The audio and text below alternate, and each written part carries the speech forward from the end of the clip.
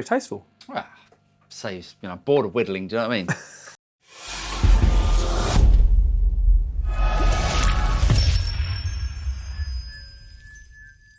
Hi everyone, my name's James Ivey. Hi, Paul Drew. From the Studio Rats. Ah, yes. The game of guess what else James bought at the auctions continues. Let's call this again. Let's call this, there are still great affordable valve amps. But today, there's a great affordable, I would say boutique. Yeah. If I can use the bougie word. I bought my first Cornford, which was the Hellcat. That's a beast. Only a 30 watt beast, but still a beast of an amp. It was a beast. And at the auctions and did quite well on selling it and stuff, and I really hope its new owner is enjoying it as much as we did. Can I say, can people actually see without your legs being in the way? I'm terribly sorry. That's better, right. There it now is. You can see it, right, that's better. Another Cornford. Nice. This time a Harlequin Mark 1. Do you want me to tell you about it? Please do. 6 watts. Yep. Only 6 watts. Mm-hmm. And it is the sort of amp, well, okay, so when Cornford invented this amp, it was designed as a studio amp. You cannot gig with this amp. No. Oh, well, you could, I guess, but I'd be very surprised. Small gigs. Gosh, very small gigs, I would say. I don't think you'd ever get past the drum with that. But the whole idea of this amp is that you can drive the power stage without attenuating at the proper level without sort of deafening yourself. Yeah. So it's a perfect recording amp. And it sounds great. It's a really interesting amp because it's got a really wide body. Yep. So it doesn't sound boxy.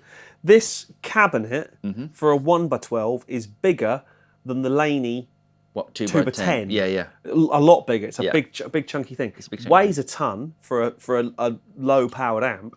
Yes. But before we start talking about prices and stuff, let's hear it because it's pretty much a basic amp. It's a sort of amp that you go into a studio with and you dial in as you're there. Yeah. You don't set any sounds and then you move on to the second channel. It's one channel, but it's got a voice switch. And there's 4 controls. And the 4 controls are volume, bass, treble, and master. So it's got a master on it. Yep. And a voice switch. So the voice switch is like a mid-cut, mid-boost. Yep. I don't know which is which, but... Well, we'll hear it. Here you go. So there's the mid-cut, which is really nice sounding. Can we go back to that? A few more sort of Fendery tones.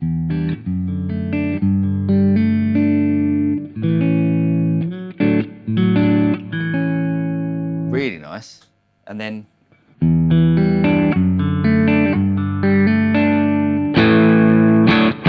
So if I hold a chord, can you switch and then you'll hear the sort of sound come in.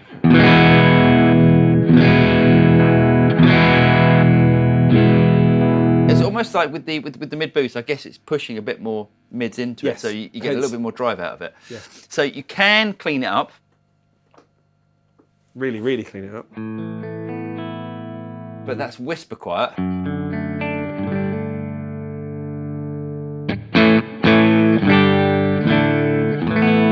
Oh, by the way, there is no reverb on this. We're going to add reverb later on, but just to give it a little bit of space.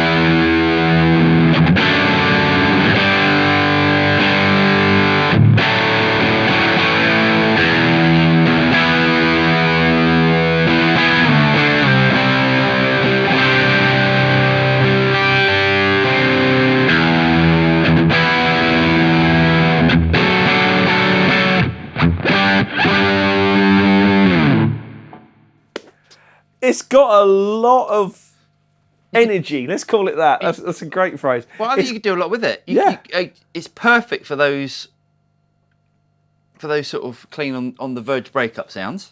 It works.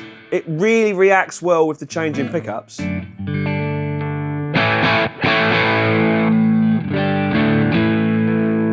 really dynamic. You can clean it up.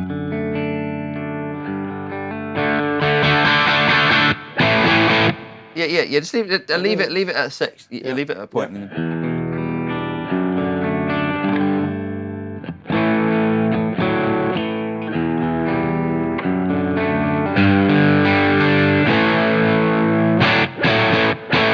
It's really good. World's shortest video because it's the world's most basic amp, I guess. Yeah, I mean, but it does exactly what it says on the tin. It's not quiet, but it's not gig level loud. No. With a mic in front of it, cranked, the power stage is cooking nicely. You're not damaging anyone's eardrums to get proper full-on valve throaty tone. It's like it sounds way better, but it's a Fender Champ on acid. If you want, I mean, it's a much better. It's got a 12-inch speaker. It's a big cabinet, so it's going to resonate more. They don't make them anymore. Well, Cornford is no more. Cornford is now Victory. Is now Victory. But what a shame they don't make this amp anymore. I'm guessing. We'll talk about prices in a minute, but I'm guessing that the price that they were charging for the amp at the time, because it's probably, I reckon it's a good 25 years old now. Must be. I mean, for a 25-year-old amp, this is mint. Yeah, it's great. It came with a padded cover. There's one tiny ding that I found in the Tolex.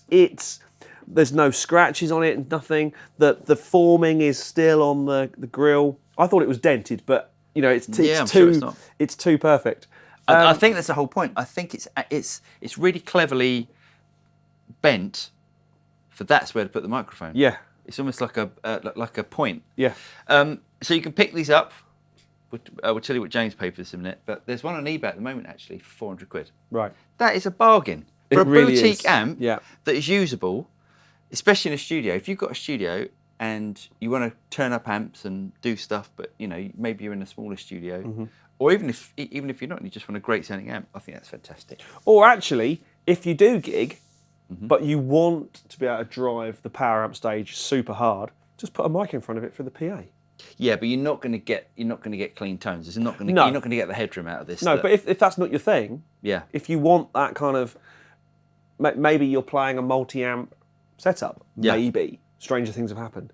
I think it's great. It was a bit of a find, bit of a barn find. How much you pay for it? Come. I paid 280 quid plus taxes, which works out about 350. So less than what they're going for, but not by much. So I think 400 quid for this amp is an absolute bargain. Anyway, really hope you guys got something out of this video. If you did get something out of it, don't forget to like and subscribe, click on the bell button, and you'll be notified of any future video that comes out from the Studio Rats. I'm Paul. I'm James. And we'll see you next time.